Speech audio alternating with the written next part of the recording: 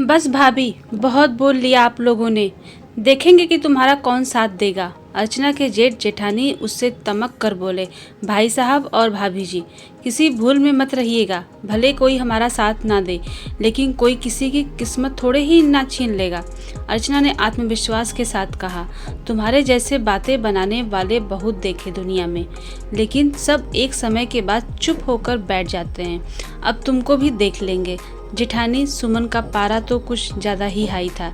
जीजी, शायद आपने सुना तो ज़रूर होगा कि हिम्मते मर्दा तो मुद्दे खुदा। मैं किस्मत के भरोसे खुद को छोड़कर लाचार होकर तो नहीं बैठ सकती। माना कि कोई नहीं मदद करेगा हमारी, लेकिन मैं खुद अपने हौसलों को बुलंद करूंगी और एक दिन आपको अवश्य दिखाऊंगी कि जिसका कोई नहीं होता उसका भगवान होता है। भाभी, जिसका हौसला बुलंद होता है वो पत्थर को भी चीरकर पानी निकाल देता है। मैं अब अपनी गृहस्थी अपने हौसलों से ही बुलंद करके दिखाऊंगी। अर्चना सचमुच बहुत ज़्यादा आत्मविश्वास से भरी नजर आ रही थी। भाई साहब और भाभी जी, अब तक शायद बहुत बोल लिया आप लोगों ने, लेकिन आप शायद भूल गए कि देने वाला परमात्मा होता है। उसके आगे तो हम सभी बौने हैं। अगर मेरी किस्मत में दुख लिखा होगा तो दुख भी मिलेगा, लेकिन अब मैं, मेरी पत्नी और मेरे बच्चे आपके रहमो करम पर नहीं जिएंगे। अर्चना का पति विवेक भी अपने भाई भाभी की बात को काटते हुए बोला, जरा देखो तो मेढक के मुंह में भी जुबान आ गई है। सुमन विवेक को झिड़कते हुए बोली, बस भाभी, बहुत सह लिया। अब अगर इसके आगे एक भी शब्द भी जुबान से निकला तो मैं भूल जाऊंगा कि आप मेरी भाभी हो। विवेक एकदम से सुमन की बात सुनकर तिलमिला उठा। अब तक तो ना जाने कितनी बार वो अपने भाभी के अपमानजनक शब्दों को सह चुका था, लेकिन आज पत्नी का साथ पाकर वो भी आत्मविश्वास से भर चुका था। विवेक के मम्मी पापा का शरीर जब वो छोटा था तभी शांत हो गया था, लेकिन उस समय तक अमन की काफी समझदार हो गया था। स्वाभाविक सी बात है कि पापा का पूरा बिजनेस अमन के हाथों में आ गया। अब छोटे भाई के ऊपर पढ़ाई लिखाई में ज़्यादा रुपए कौन खर्च करे, इसलिए उसकी पढ़ाई लिखाई पर ज़्यादा ध्यान नहीं देता। सिर्फ जैसे तैसे हाई स्कूल करवाकर अपने साथ दुकान पर ही बिठा लिया और हमेशा ही इस तरह से एहसान जताता कि वो विवेक के ऊपर उपकार कर रहा है। खुद तो हमेशा गद्दी पर बैठता और विवेक से नौकरों जैसा काम करवाता, लेकिन विवेक बहुत ही भोला भाला प्रकृति का था, तो उसी से खुश रहता और अमन को बिल्कुल अपना भगवान मानता। समय के साथ अमन की शादी हो गई।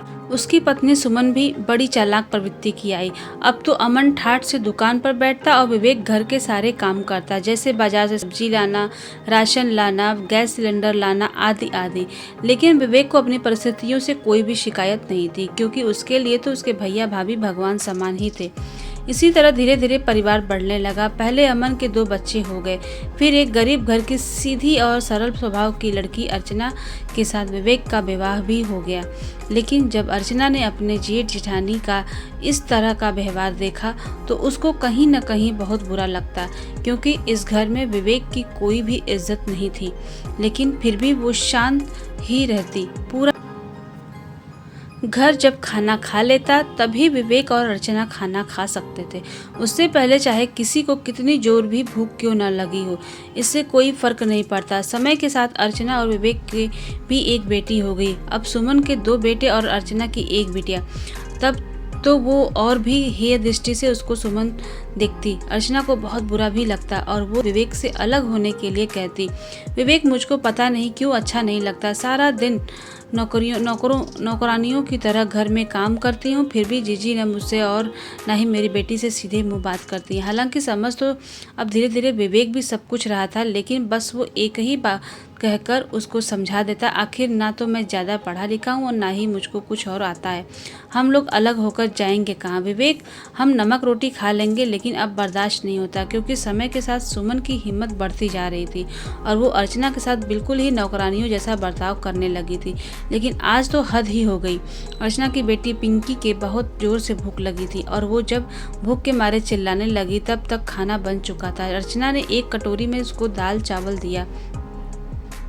तभी जेठानी ने ना देखा ताव और झट से पिंकी के हाथ से कटोरी छीन कर फेंक दी।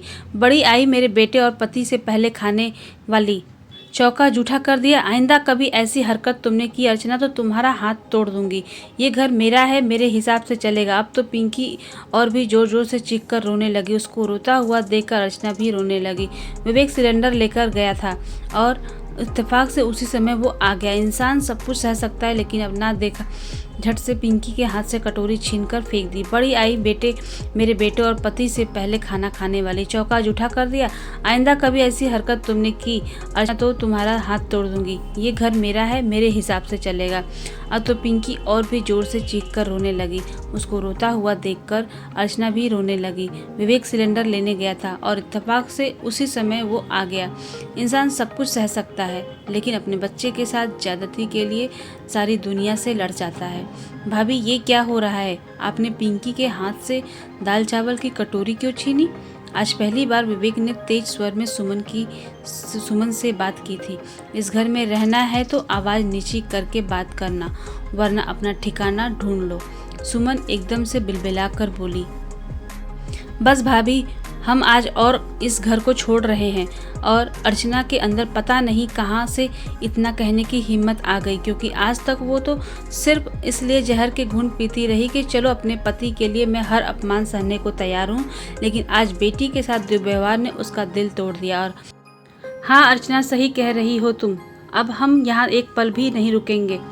विवेक रोते हुए बोला। अभी ये सब वार्तालाप चल ही रहा था कि अमन भी खाना खाने आ गया और सुमन ने उन दोनों के सामने ही खूब नमक मिर्च लगाकर सारी बातें बताई।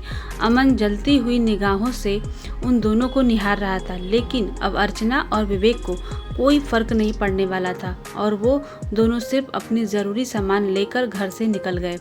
दोनों ने एक बहुत ही छोटे से घर में अपना आशियाना बनाया। अर्चना ने अपने मायके से मिला गहने नाम पर एक मंगलसूत्र उसको निकालकर विवेक को दिया।